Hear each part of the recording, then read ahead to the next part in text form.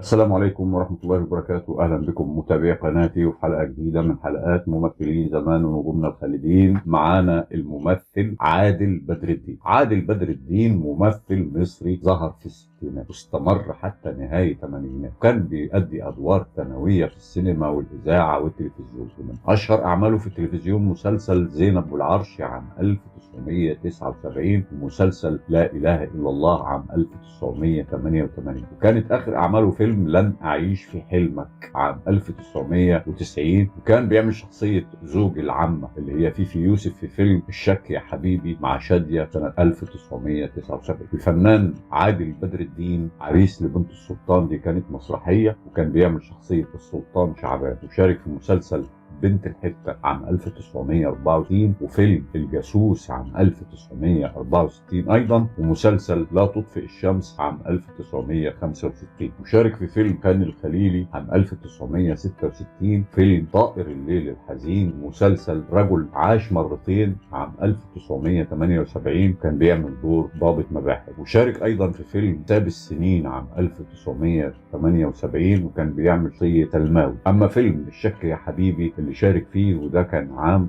1979، وبعدها في عام 1980 شارك في مسلسل زينب والعرش، وفي عام 1982 شارك في فيلم انهيار. في نفس العام في عام 1982 كان أحد المشاركين في مسرحية الرهائن اللي كانت إخراج فهمي الخولي، وشارك في وداد الغزية عام 1983، ده كان فيلم بطولة نادية الجندي ومحمود ياسين وعادل أدم. أما شخصية سمعان بيه أبو نبيلة في فيلم المشاغبون في الجيش ده كان عام 1984، وبنيوت السمسار في فيلم التوت والنبوت عام 1986. شارك في مسلسل الهروب إلى السجن، وشارك أيضا في الجزء الرابع من مسلسل لا إله إلا الله عام 1988. أما لن أعيش في حلمك ده كان فيلم شارك فيه سنة 1990. اللي يسوى ولا ما يسواش تهج وتسيب ارضك وزرعك وناسك يا ده الفضيحة يا هاشم.